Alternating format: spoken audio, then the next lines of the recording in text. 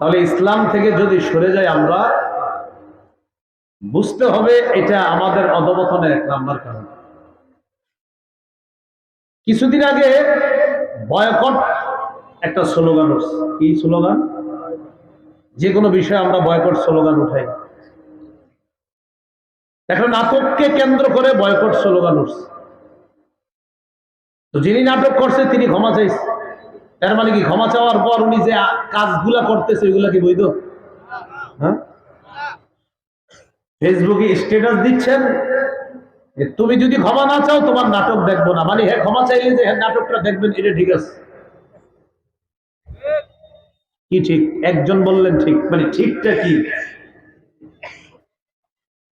Status দিচ্ছেন সে যদি ক্ষমা না চায় তাহলে তার নাটক দেখবো না। তো ক্ষমা তো চাইছে, এখন দেখবেন না। তা আপনি তো স্ট্যাটাস দিচ্ছেন কেবল, ক্ষমা না চাইলে দেখবেন না। এর মানে উনি এতটুকু ক্ষমা চাইলে তার সব কাজ হালাল। অথচ আল্লাহ কোরআনে বলেন ইন্নাল্লাযীনা ইউহিব্বুনা আন তাশিআল ফাহিশাতু ফিল্লাযীনা আমানু লাহুম আযাবুন আলীম, লাহুম আযাবুন আলীমুন ফিদ দুনিয়া ওয়াল আখিরাহ। 18 পারা হাফিজি কোরআন মাজিদ অনুযায়ী 11 নম্বর পৃষ্ঠার শুরু আয়াত। ইন্নাল্লাযীনা ইউহিব্বুনা আন তাশিআল ফাহিশা, যারা তাদেরকে ভালোবাসে, যারা এটা ভালোবাসে, আন তাশিআল ফাহিশা, যারা পছন্দ করে যে মুমিনদের মাঝে অশ্লীলতা ছড়িয়ে পড়ুক। কি বলে দেখেন, যারা পছন্দ করে, যারা এটা চায়, আন তাশিআল ফাহিশা, মুমিনদের মাঝে অশ্লীলতা ছড়িয়ে পড়ুক, এটা যারা চায়, লাহুম আযাবুন আলীমুন, তাদের জন্য যন্ত্রণাদায়ক শাস্তি।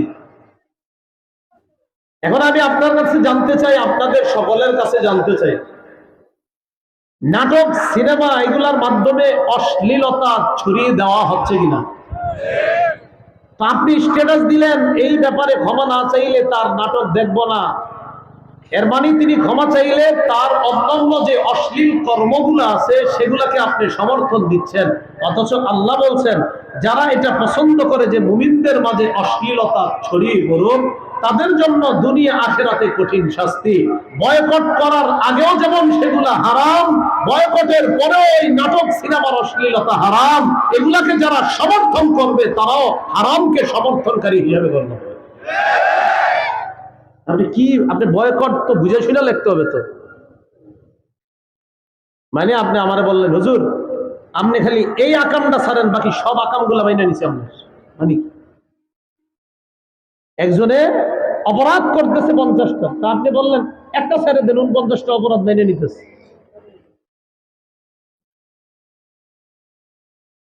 এই জন্য আপনারা সাহস করে লাগবেন বয়কট অশ্লীলতা। কি লিখবেন? হ্যাঁ, এইটা লিখেন। বলছিলাম আমাদের অধঃপতনের এক নাম্বার কারণ ইসলাম থেকে সরে যাওয়া।